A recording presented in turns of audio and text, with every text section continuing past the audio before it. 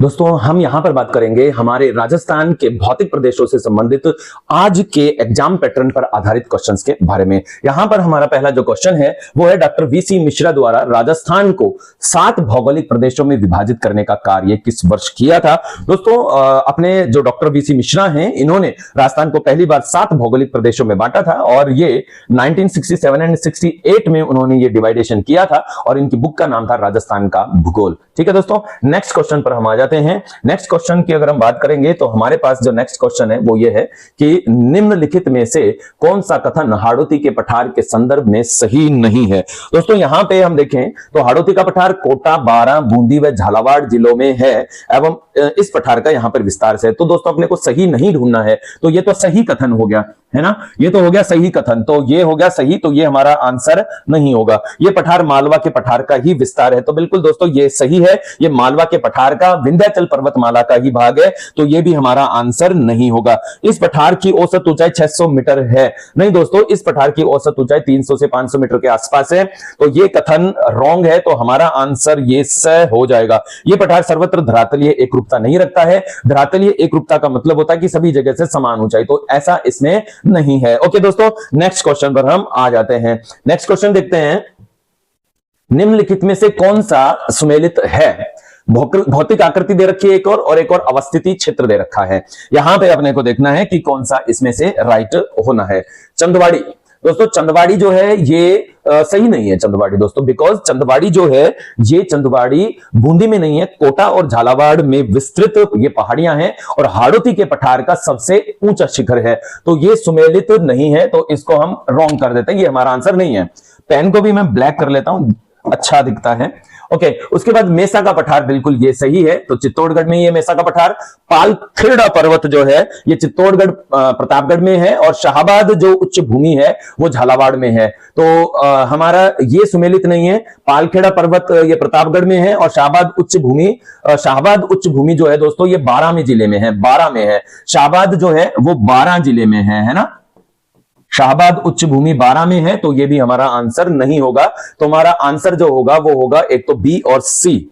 Option है क्या B और सी का, A B C, B C, B और सी, बस ये है बी और सी। हमारा आंसर बी होगा इसमें राइट आंसर, ध्यान रखना है। ठीक है, नेक्स्ट क्वेश्चन पर हम आ जाते हैं। मध्य माही बेसिन के संबंध में निम्नलिखित में से कौन सा सही कथन है। माही बेसिन के बारे में हम दोस्तों बात कर रहे हैं। यह क्षेत्र स्थानीय रूप से बागड़ के नाम से जाना जाता है। बिल्कुल दोस्तों, माही बेसिन जो डूंगरपुर, बांसवाड़ा और प्रतापगढ़ जो क्षेत्र है इसको हम बागड़ कहते हैं, और बिकॉज ये यहां पर बागड़ी भाषा बोली जाती है, तो यहां पे हम इसको और भी कई नाम देते हैं, जैसे हम इसको यहां पे बागड़ भी कहते हैं, यहां पर हम इसको वागड़ भी कहते हैं, यहां पर हम इसको वारगट भी कहते हैं, यहां पर इसको हम व्याघ्र घाट भी कहते हैं, ये व्याघ्र घाट भी कहलाता है, ध्यान रखना है। तो ये कथन क्या है, सही है। दूसरा, ये क्षेत्र सोम, जाखम, ईरू नदियों द्वारा अपवाहित है, ये कथन भी सही है। ग्रेट बाउंड्री फॉल्ट इसकी प्रमुख विशेषता नहीं दोस्तों, ग्रेट बाउंड्री फॉल्ट तो चंबल जो नदी क्षेत्र है इसकी प्रमुख विशेषता है, चंबल नदी जो क्षेत्र है इसकी विशेषता है। और अब अपने को राइट आंसर देखना है, तो अपना जो राइट आंसर है केवल ए तथा बी अपना राइट आंसर हो जाएगा। ठीक है दोस्तों, नेक्स्ट क्वेश्चन पर हम आ जाते हैं। राजस्थान के भूआकृतिक क्षेत्रों के बारे में निम्नलिखित कथनों में से कौन सा कथन सबसे उपयुक्त है। हम अच्छे से ध्यान से पढ़ते हैं और हमें फिर पता चलेगा कि कौन सा कथन जो है वो सबसे सही है। दक्षिण पूर्व राजस्थान की भूआकृतिक पठार और ऊपरमाल के नाम से भी जानता है। दक्षिण पूर्व राजस्थान, ये ठीक है दोस्तों, दक्षिण पूर्व राजस्थान की जो भूआकृति है पठार और ऊपरमाल के नाम से फेमस है। कोटा, बूंदी, बारां, झालावाड़ हाड़ौती अंचल के भाग है, बिल्कुल सही है। कोटा सवाई माधोपुर विंध्यन क्षेत्र के भाग है, ये बिल्कुल सही है। और डूंगरपुर, बांसवाड़ा बनास नदी में नहीं आते हैं दोस्तों, डूंगरपुर और बांसवाड़ा किस में आते हैं, माही नदी बेसिन में आते हैं, माही नदी बेसिन का पार्ट है, तो ये रॉन्ग हो जाता है। अब हमें देखना है कि सही कौन सा है इसमें। हमारे पास जो सही है ए बी सी तीनों सही है, तो ए बी सी ये हमारा बी ऑप्शन हमारा आंसर हो जाएगा। नेक्स्ट क्वेश्चन पर हम आ जाते हैं। ये कौन सा होगा, अभिकथन है हमारे पास। अभिकथन है, राजस्थान सरकार ने अरावली रेंज में अरावली हरित विकास परियोजना की शुरुआत की है, कारण इस परियोजना का लक्ष्य शरणशील अरावली परितंत्र का पुनः संधारण और पुनः बहाल करना है। अब दोस्तों इसका आंसर बहुत अच्छे से देना है।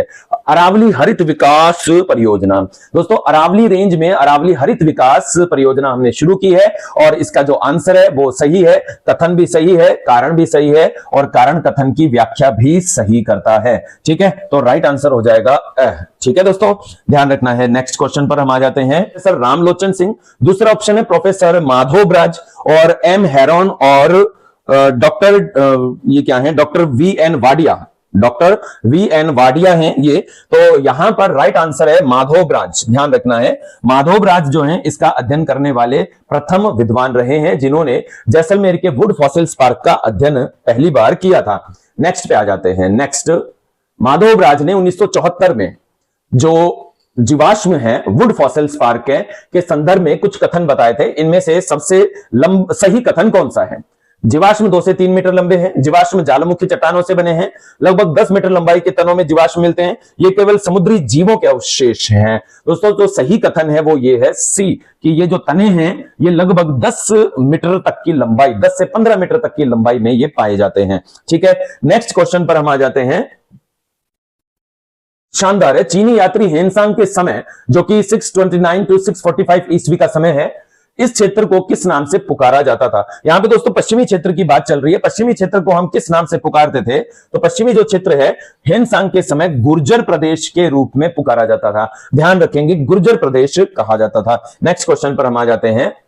ऋग्वेद की रचना और आर्यों के तटों पर बसने का संबंध किस प्राचीन नदी से बताया गया है जो इस मैदानी क्षेत्र में बहती है? दोस्तों हमारा जो मरुस्थलीय प्रदेश है, इस मरुस्थलीय प्रदेश में उस समय सरस्वती नदी बहा करती थी जहां पर ऋग्वेद की रचना हुई और जो आर्य हैं वो यहां पर रहे थे। ठीक है, नेक्स्ट क्वेश्चन पर हम आ जाते हैं। बस दोस्तों ये थे हमारे आज के क्वेश्चन और कल इसी तरह से हम इंपॉर्टेंट